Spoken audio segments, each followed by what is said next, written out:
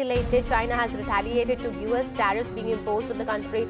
China now has halted the Boeing jet deliveries. China has taken delivery of 18 Boeing aircraft this year, 18 new aircraft, but the order backlog is immense out of China. China's government has reportedly ordered its domestic airlines to stop accepting deliveries of Boeing jets and to halt purchases of aircraft parts. President Trump accusing them of reneging on the big Boeing deal, of fully committed to aircraft. A $55 million Boeing jet is completed, ready for China, was quietly flown back to Seattle. And behind that single flight, billions in frozen deals, 130 stranded jets, and the blow of America's export crown jewel. The jet had passed inspection. It was painted in Xiamen Airlines colors, outfitted at Boeing's Zhoushan facility, the company's first completion center in China. But instead of entering service, it was flown back to Seattle. No cancellation, no statement, just refusal. But why? Within days, 130 confirmed deliveries were frozen. Hundreds more went silent. China, which once made up 25% of Boeing's global shipments, simply stopped responding. For Boeing, the top US exporter by value, this wasn't a delay. It was a strategic freeze. And for Washington, it was a warning. Demand, not supply, now decides the rules. But here's the twist. This wasn't just a rejected delivery. It was a quiet demonstration of how trade can be weaponized, without confrontation, without words.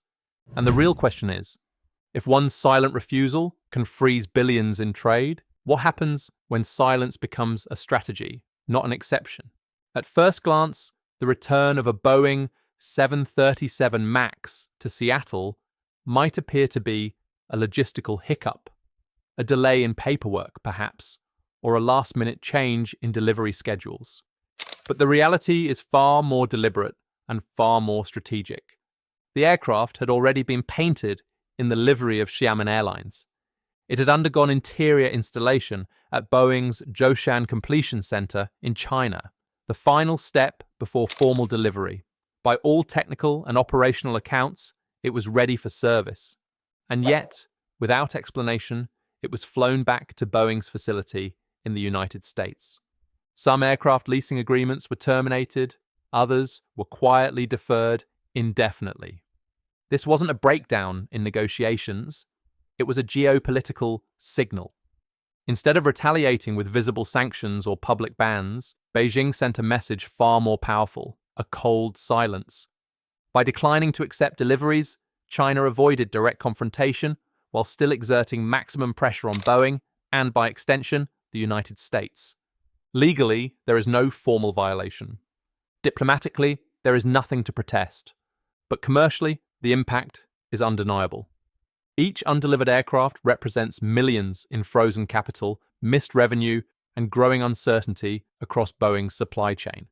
This type of move, quiet, tactical, and economically punishing, fits squarely into China's long-term approach to asymmetric trade response.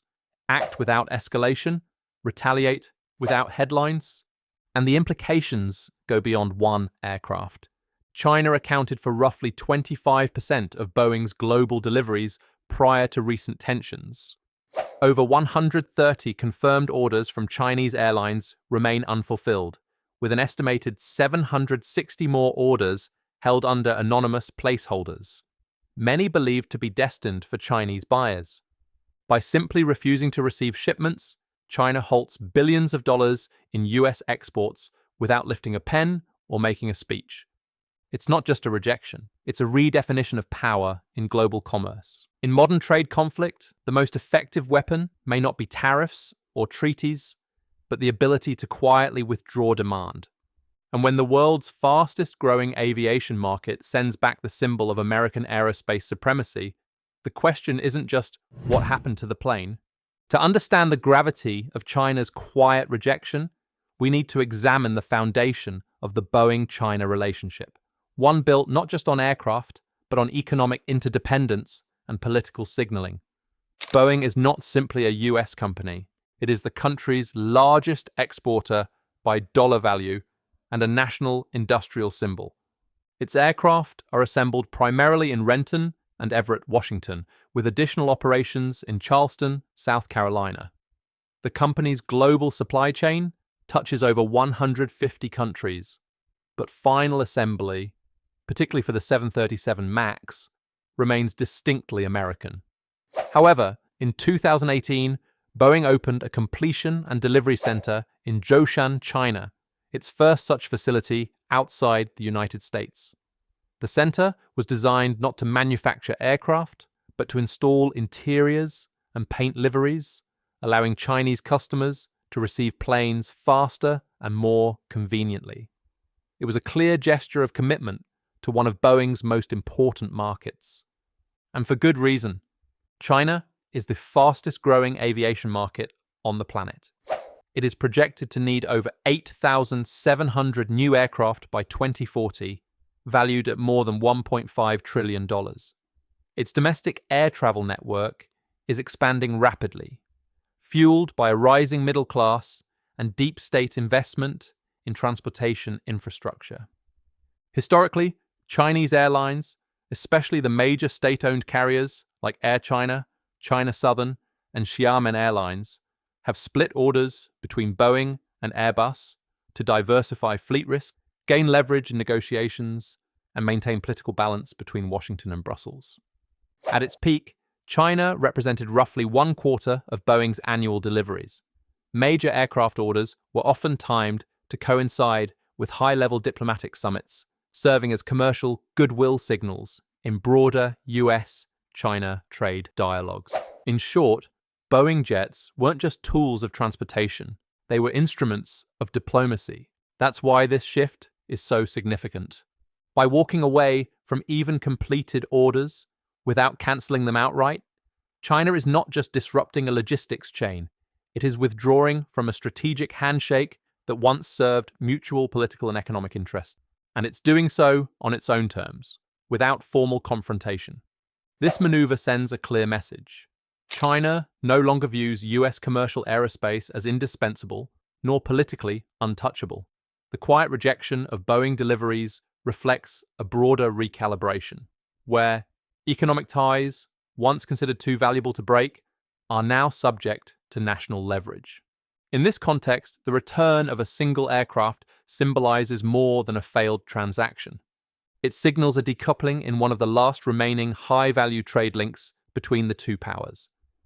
A reminder that in today's geopolitical chessboard, even planes are pawns. In April 2025, the fragile trade truce between the United States and China collapsed. What began as political signaling rapidly escalated into a full-blown tariff war, with commercial aviation caught directly in the crossfire. The United States, under President Trump's new reciprocal tariff policy, imposed a sweeping 145% tariff on Chinese imports. It was one of the most aggressive tariff moves in modern US history, not just a measure of economic defense, but a declaration of strategic dominance. Beijing responded in kind. China levied a 125% counter-tariff on US goods, including civilian aircraft and aerospace components.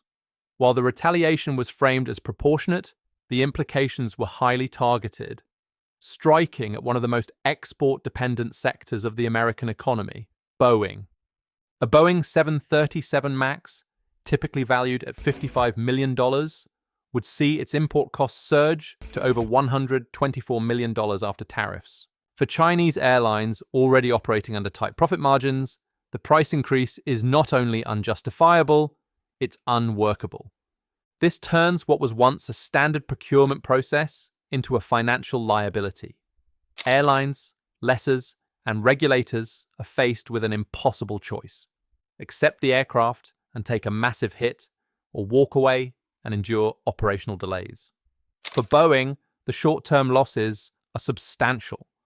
Over 130 confirmed orders from Chinese carriers remain undelivered. An estimated 760 unassigned orders, many of them reportedly linked to Chinese customers, now hang in uncertainty. The Zhoushan Completion Center, once a strategic foothold in Asia, now risks becoming a storage site for planes without destinations. Yet it's not just Boeing that suffers. China's response also puts pressure on American suppliers embedded across Boeing's production ecosystem, from engine manufacturers to avionics firms. For every plane grounded by politics, hundreds of secondary contracts are delayed or cancelled. Meanwhile, Washington finds itself in a bind. The administration cannot force Beijing to accept delivery. It cannot penalize Chinese carriers for exercising contractual rights, and it cannot easily redirect those aircraft to other buyers, not without time, reconfiguration, and cost. In effect, tariffs have turned Boeing's core product, its aircraft, into an unsellable asset, at least within one of its largest markets. The trade war was designed to shift leverage back to Washington. But for Boeing, the effect has been the opposite. The return of a single aircraft may seem trivial in the context of global trade, but in aviation, supply chains are long, contracts are complex, and timing is everything.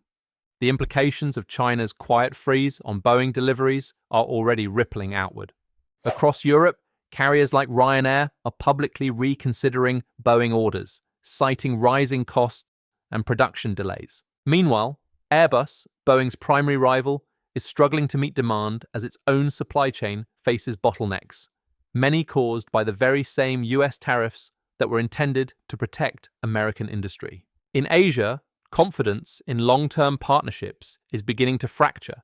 Countries that once saw US aerospace as a cornerstone of modernization, Vietnam, Indonesia, India, are now hedging their bets, exploring alternative suppliers, or ramping up domestic capabilities. Even Canada and Mexico, close US allies and trade partners, have expressed concern over the spillover effects. Aerospace firms in Quebec and Baja California, which supply parts to both Boeing and Airbus, now face unpredictability in order flows, raw material access, and client stability.